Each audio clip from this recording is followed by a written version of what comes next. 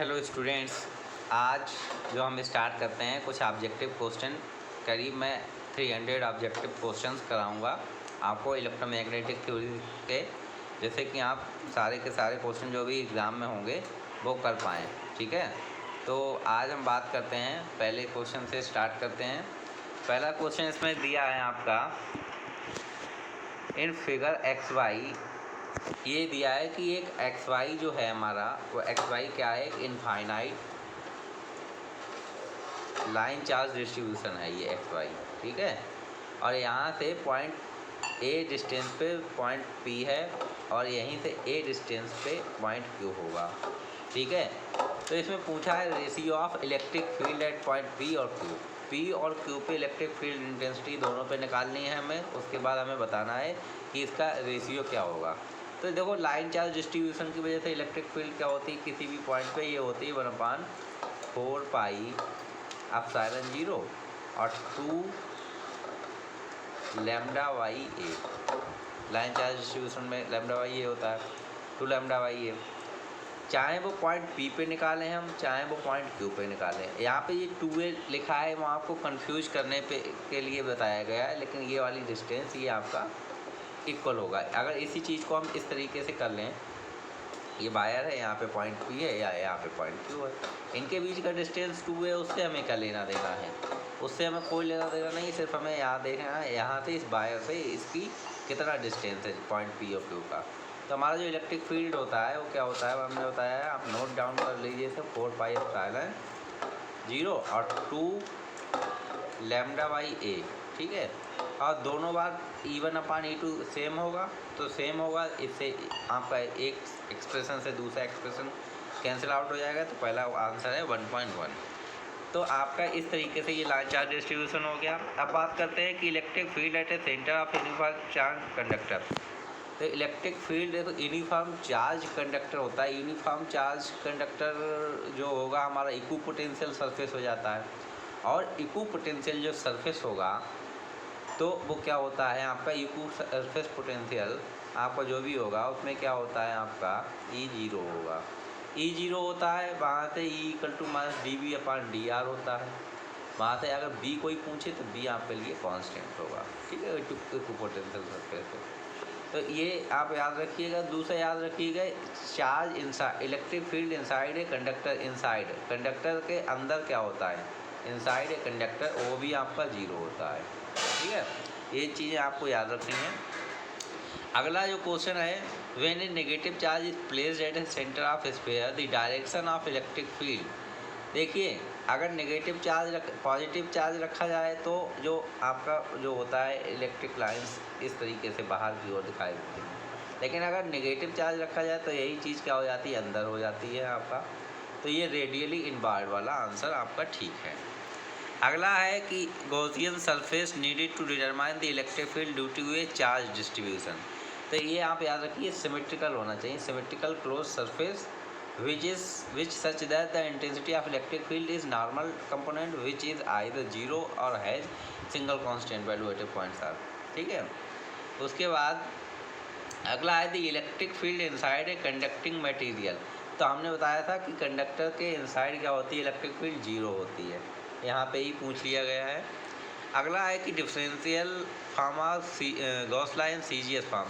तो ये आप सब जानते हैं, डेल्टा T = -4 पाई रो होता है। Electric field intensity due to a infinite charge plane sheet. Plane sheet की वजह से क्या होती है, E=σ/2ε0। यही तो होती है, आपने ये 12th में पढ़ा होगा। ये तो आपका ये R है, R के इंडिपेंडेंट होती है, infinite uniform charge plane sheet की वजह से पूछा जाए।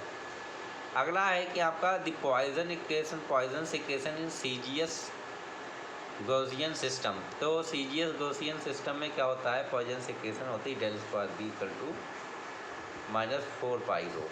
और बात करते हैं लाप्लास इक्वेशन की। लाप्लास इक्वेशन एक्चुअल में तो ये होती है ∇2B/ρ/ε0, लेकिन CGS फॉर्म की बात करते हैं तो ∇2B = 0। अगला जो हम बात करते हैं, अगली नहीं, ये आपका लाप्लास इक्वेशन गॉसियन सिस्टम में, सॉरी मैं गलत बोल गया था, आपका ये होती है ∇2B = 0। अगला है the electric field intensity on the surface of A charge conductor.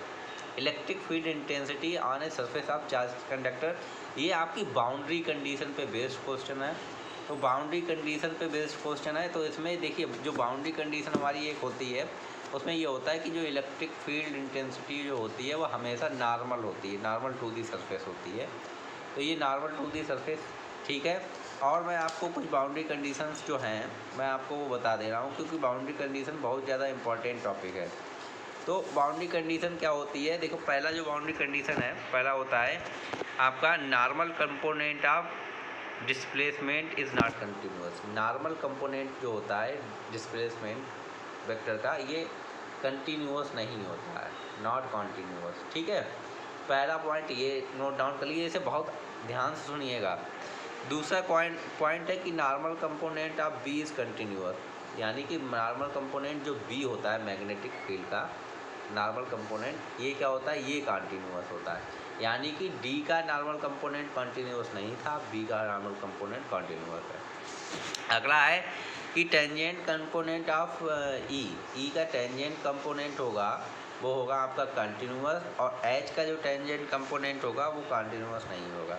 यानी कि टेंजेंट देखिए नॉर्मल जो आपका मैं बोलूँगा नॉर्मल कंपोनेंट, आप दो चीज़ें याद रखिए, नॉर्मल कंपोनेंट ऑफ बी यानी कि कंटिन्यूअस है, कंटिन्यूअस का मतलब B N one B two N होगा। और normal component tangential component of जो टी होता है वो क्या होता है आपका, वो होता है कंटिन्यूअस। ये दो चीज़ें कंटिन्यूअस होती हैं, बाकी डिसकंटिन्यूअस होती हैं, बस ये याद रखिए। Normal component of B and tangential component of E is continuous. बाकी नॉर्मल कंपोनेंट ऑफ डी और एच का जो टेंजेंशियल कंपोनेंट होता है वो आपका कंटिन्यूअस नहीं होता है। सिर्फ ये चीज़ें दिमाग में याद रखिए, बी का नॉर्मल कंपोनेंट, ई का टेंजेंशियल कंपोनेंट कंटिन्यूअस होता है, और जो ई की डायरेक्शन होती है वो हमेशा नॉर्मल टू दी सरफेस होती है। इनसाइड ए कंडक्टर ई होता है 0 होता है आपका। ये चीज़ें आप याद रखिएगा, ये बहुत इंपॉर्टेंट चीज़ें हैं आपके लिए। तो अगर ये चीज़ें याद रखेंगे तो आपके लिए कोई दिक्कत नहीं होगी। एग्ज़ाम में कई सारे क्वेश्चन आपके बाउंड्री कंडीशन पर बेस्ड आते हैं, आप बता सकते हैं। अगला जो क्वेश्चन है, अगला क्वेश्चन है rectangle of a cross section area A is placed in uniform electric field. The normal to the area of coil makes an angle of 90 degree with the electric field, the electric flux phi through the rectangle. ये पूछ रहा है through the rectangle. तो through the rectangle ये पूछ रहा है, तो आपका क्या होगा, फाई इलेक्ट्रिक, पहले तो फ्लक्स निकाल ली, फाई क्या होता है ई डॉट डी एस या E cos theta, E D S cos theta. Cos theta 90 कर देंगे, कॉस 90 की वैल्यू आप जानते हैं क्या होती है, 0 होगी, तो यहाँ से हमारा 0 बन गया। तो ये आप भी, ये मैंने 11 क्वेश्चन कराए हैं, कल भी मैं कुछ क्वेश्चन कराऊँगा, कल हो सकता है कि 20 क्वेश्चन कराऊँ। तो धीरे धीरे ये सारे क्वेश्चन मैं आपको करा दूंगा, तो ये आपके बहुत ज़्यादा इम्पॉर्टेंट आपको काम आएंगे।